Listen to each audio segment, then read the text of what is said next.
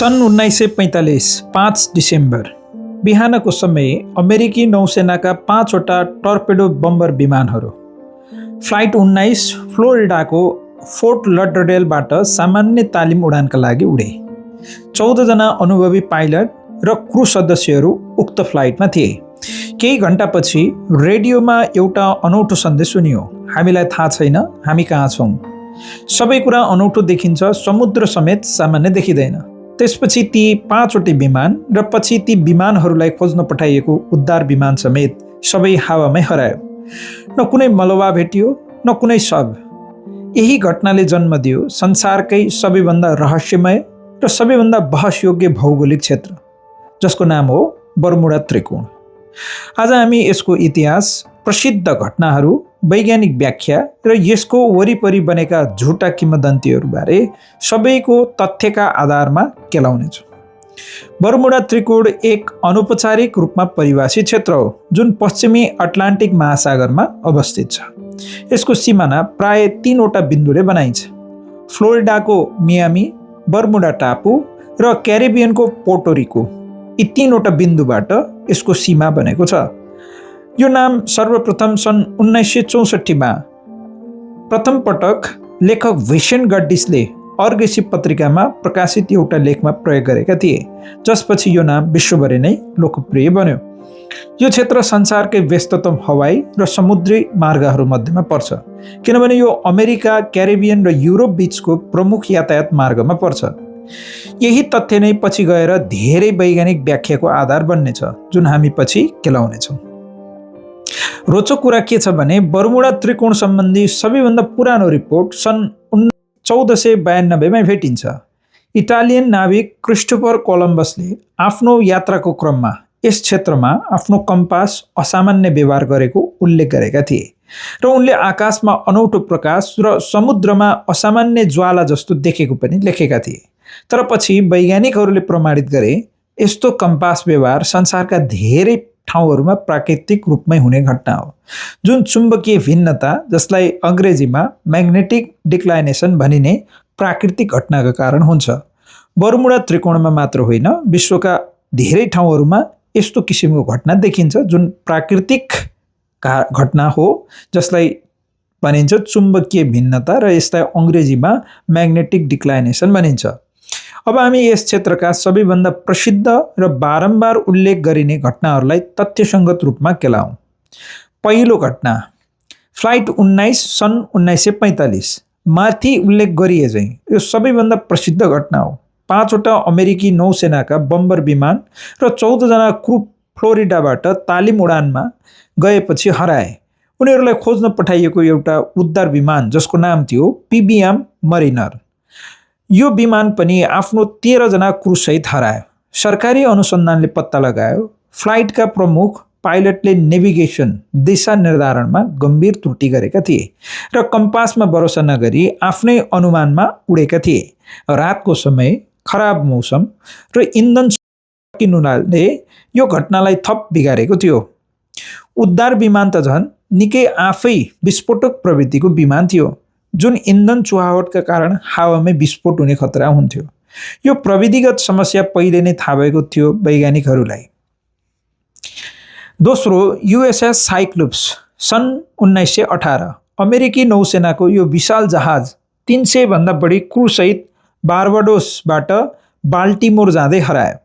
यो अमेरिकी नौसेनाको इतिहासकै सबैभन्दा ठुलो जीवनको क्षति, नन कम्बाट लस मानिन्छ।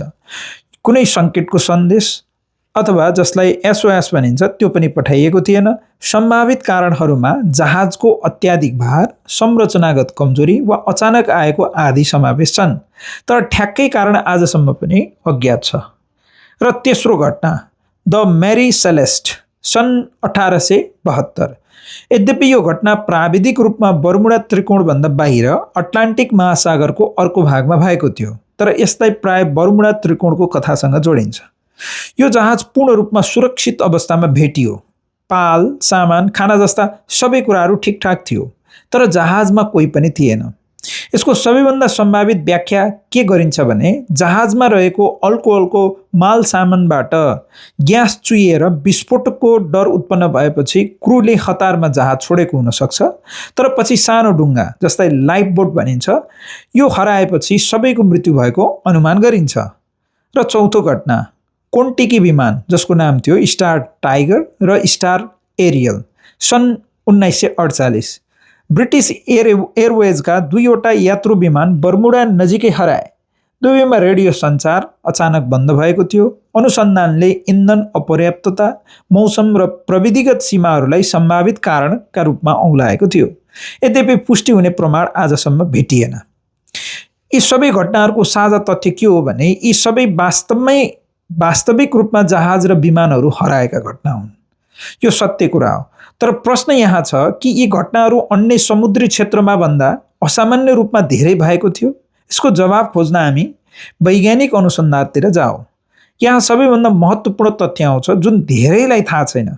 अमेरिकाको राष्ट्रिय समुद्री तथा वायुमण्डलीय प्रशासन जसलाई नोआ भनिन्छ, यसले सन् 2010मा आधिकारिक वक्तव्य जारी गर्दै भनेको थियो बर्मुडा त्रिकोणमा रहस्यमय गायब हुने घटनाहरू अन्य ठुला व्यस्त समुद्री क्षेत्रहरूमा भन्दा बढी दरमा हुन्छन् भन्ने कुनै पनि प्रमाण छैन। सन् 1975मा अनुसन्धानकर्ता ल्यारी कुसेले the Bermuda Triangle mystery solved नामक पुस्तक प्रकाशित गरे। उनको निष्कर्ष थियो धेरै रिपोर्टहरू गलत, अतिरञ्जित वा प्रमाणित गर्न नसकिने खालका थिए र यस क्षेत्रमा भएका घटनाहरूको सङ्ख्या महासागरका अन्य भागहरूमा भन्दा बढी थिएन। उनले रोचक टिप्पणी पनि गरे। बर्मुडा त्रिकोणमा भइरहेको अलौकिक गतिविधिको एउटै तर्कसङ्गत व्याख्या के हो भने मानिसहरू रहस्यतिर आकर्षित हुन्छन्। अझ रोचक तथ्य के छ भने तथाकथित अलास्का ट्रायङ्गलमा त बर्मुडा त्रिकोणमा भन्दा बढी पनि मानिस र सवारी साधनहरू हराएका छन्। तर त्यसले बर्मुडा त्रिकोणको जस्तो एलियन वा अटलान्टिस जस्ता मिथकीय ख्याति कहिले पनि प्राप्त गरेन। यसले प्रश्न देखाउँछ यो घटना वास्तविक असामान्यताभन्दा बढी मिडिया र सांस्कृतिक कथाको उपज हो। अस्ट्रेलियाली विज्ञान सञ्चारक कार्ल क्रुसेल्निकीले पनि यही कुरा दोहोऱ्याउँछिन्। उनका अनुसार यो क्षेत्र भूमध्य रेखा नजिक अमेरिका जस्तो धनी क्षेत्र नजिक पर्छ। त्यसैले त्यहाँ ठुलो मात्रामा ट्राफिक हुन्छ। जति बढी जहाज र विमान चल्छन् त्यति नै बढी दुर्घटना रिपोर्टहरू हुन्छ। उनको भनाइमा प्रतिशतको हिसाबले हेर्दा बर्मुडा त्रिकोणमा हराउने दर संसारको जुनसुकै ठाउँमा हराउने दर जस्तै हो। बिमा उद्योगले पनि यही कुरा पुष्टि गर्छ। लोयड्स अफ लन्डन जुन संसारकै प्रमुख नौसञ्चालन बिमा कम्पनी मध्ये एक हो, यसले सन् 1970 को दशकदेखि नै बर्मुडा त्रिकोण हुँदै गर्ने यात्राको बिमा दर परिवर्तन गरेको छैन। अर्थात् बिमा कम्पनीले पनि यसलाई अन्य क्षेत्रभन्दा जोखिमपूर्ण मान्दैन। साथै अमेरिकी तटरक्षक, युएस कोस्ट गार्ड र बिमा कम्पनीहरूले गरेको तथ्याङ्क विश्लेषणले पनि देखाउँछ बर्मुडा त्रिकोणमा हराउने दर अन्य कुनै पनि व्यस्त समुद्री क्षेत्र जस्तै हो। वास्तवमा ट्राफिकको मात्रालाई ध्यानमा राख्दा यहाँ प्रति माइल दुर्घटना दर अन्य धेरै समुद्री क्षेत्रमा भन्दा कम नै देखिन्छ। सन् 2024मा प्रकाशित एउटा शैक्षिक अध्ययनले मिडिया प्रविधिको सिद्धान्त, मिडिया टेक्नोलोजिकल डिटर्मिनिजम थ्योरी प्रयोग गरेर बर्मुडा त्रिकोणको मिथक कसरी सिर्जना र कायम राखियो भनेर विश्लेषण गर्यो। यस अध्ययनले पत्ता लगायो मिडिया कभरेजले लगातार असम्बन्धित घटनाहरूलाई एउटा सनसनी खोज कथाको रूपमा रूपान्तरण गरेको छ र नाटकीय कथावाचन, छनौटपूर्ण रिपोर्टिङ र सट्टा सिद्धान्तहरूमा जोडले वैज्ञानिक व्याख्यालाई ढाकछोप गरेको छ। र अब वास्तविक प्राकृतिक कारणहरू के छन् त्यो बुझ्ने प्रयत्न पनि गरौँ। यदि यो क्षेत्र सांख्यिकीय रूपमा असामान्य छैन भने यहाँ भएका वास्तविक दुर्घटनाहरूको कारण के हो त? वैज्ञानिकहरूले धेरै वैध प्राकृतिक कारणहरू पहिचान गरेका छन्। पहिलो कारण हो गल्फ स्ट्रिम। यो क्षेत्र यो एउटा शक्तिशाली समुद्री धारा हो जुन यस त्रिकोणबाट बग्छ, जसले मौसमलाई शान्तबाट अचानक हिंसकको रूपमा परिवर्तन गर्न सक्छ मौसमलाई, यो गल्फ स्ट्रिमका कारणले गर्दा। र दोस्रो कारण हो हेरिकेन वा आँधी मार्ग। धेरै अटलान्टिक हरिकेनहरू यही क्षेत्रबाट गुज्रन्छन्। विशेष गरिकन मौसम पूर्वानुमान प्रविधि आउनु अघि यो झन् ठुलो खतराको रूपमा थियो। र आउनुहोस् तेस्रो कारण बुझौँ। तेस्रो कारण हो उथला पानी र टापुहरू। क्यारिबियनमा धेरै टापु र उथला पानीले नेभिगेसन दिशा निर्धारणमा खतरा उत्पादन गर्छ। त्यस कारणले गर्दा यहाँ विभिन्न किसिमका छिटफुट घटनाहरू हुने गर्छन्। र चौथो कारण हो कम्पास विसङ्गति। दुर्लभ अवस्थामा यहाँको कम्पास रिडिङले चुम्बकीय उत्तरको सट्टा वास्तविक उत्तर देखाउन सक्छ, जसले नाविकहरूलाई बाटो बिराउन सक्छ। यो घटना संसारका केही निश्चित स्थानमा हुने एग्नोइकिक लाइन भन्ने प्राकृतिक भौगोलिक घटना हो, जुन जादुई शक्ति भने होइन। र पाँचौं कारण हो रोग वेभ। युनिभर्सिटी अफ साउथहैम्प्टनका समुद्र विज्ञानी साइमन वक्सलका अनुसार रोग वेभ जुन सामान्य छालको दोब्बर उचाइसम्म पुग्न सक्छ, बर्मुडा त्रिकोणमा भएका जहाज दुर्घटनाको एउटा कारक तत्त्व थियो। जब दक्षिण र उत्तरबाट आउने आधी फ्लोरिडाबाटको विक्षोभसँग मिसिन्छ, त्यसले विशाल र घातक छाल उत्पन्न गर्न सक्छ। अब आउँ सबैभन्दा रोचक भागमा, बर्मुडा त्रिकोणको वरिपरि बनेका लोकप्रिय तर पूर्ण रूपमा गलत भनिएका किंवदन्तीहरू र तथ्यको बीचमा जाँचबुझ गर्ने प्रयत्न गरौँ। भ्रम नम्बर 1, मिथेन ग्यास सिद्धान्त। यो सबैभन्दा लोकप्रिय वैज्ञानिक जस्तो देखिने सिद्धान्त हो, जस अनुसार समुद्री सतहमा जमेको methane hydrate, frozen methane hydrates अचानक फुट्दा ग्यासको ठुलो बुलबुला उत्पन्न हुन्छ, जसले पानीको घनत्व घटाइदिन्छ र जहाजहरू डुब्छन्। तर लन्डन विश्वविद्यालय कलेज, युनिभर्सिटी अफ कलेज लन्डनकी भौतिक शास्त्री तथा समुद्र विज्ञानी हेलन चेस्कीले यो सिद्धान्तलाई पूर्ण रूपमा अस्वीकार गरेकी छिन्। उनको तर्कअनुसार ग्यासको यो फुत्कार धेरै छिटो ससाना बुलबुलामा विभाजित हुन्छन्, जसले वास्तवमा जहाज डुबाउन पर्याप्त प्रभाव पार्न सक्दैन। यो सिद्धान्त भौतिक शास्त्रीय रूपमै असम्भव प्राय छ। भ्रम नम्बर 3, एलियन र युएफओ। लोकप्रिय संस्कृतिमा विशेष गरी टेलिभिजन र चलचित्रहरू मार्फत बर्मुडा त्रिकोणलाई एलियन अपहरणको स्थलको रूपमा चित्रण गरिएको छ, तर यसको समर्थनमा कुनै वैज्ञानिक वा प्रामाणिक प्रमाण भने आजसम्म छैन। यो पूर्ण रूपमा काल्पनिक कथावाचनको उपज हो। भ्रम नम्बर 3, हराएको अटलान्टिस सभ्यता, लस्ट सिटी अफ एटलान्टिस। केही किंवदन्तीहरूले दावी गर्छन् कि समुद्रको तल अटलान्टिसको हराएको प्रविधि वा ऊर्जा स्रोत लुकेको छ, जसले जहाज र विमानलाई तान्छ।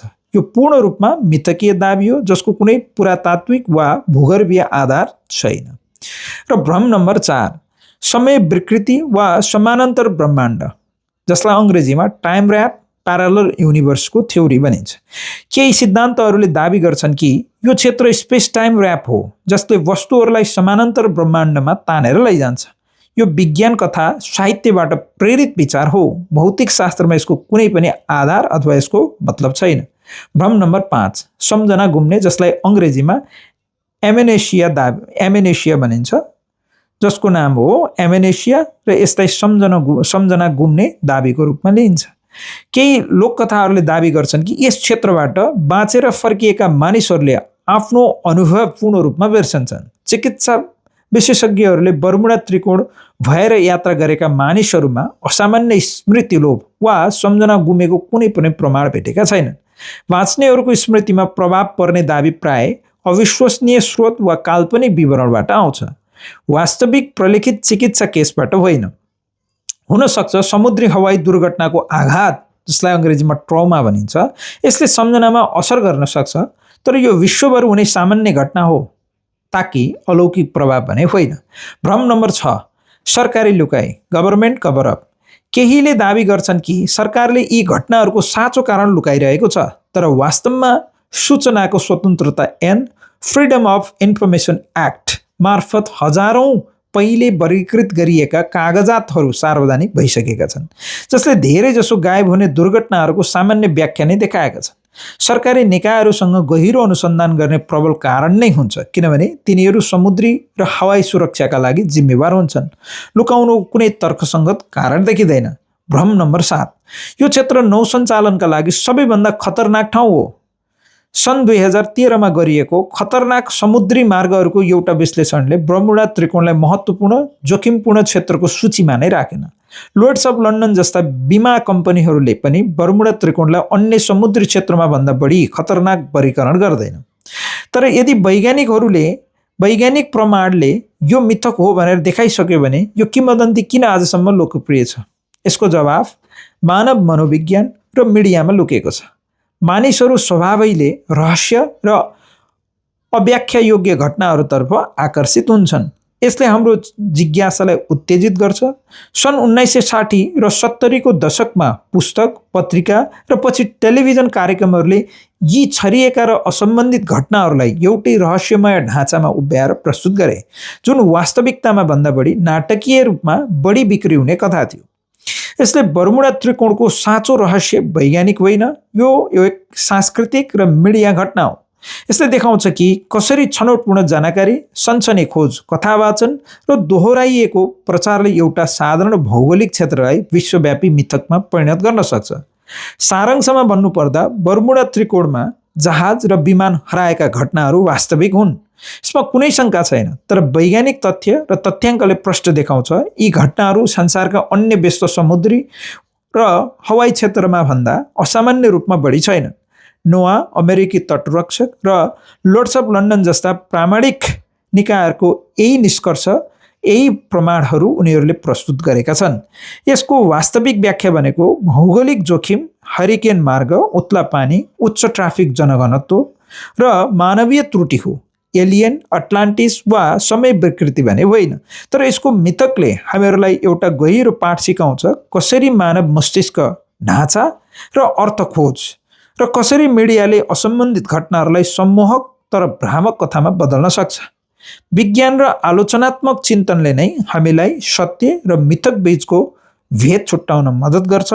धन्यवाद। नमस्कार।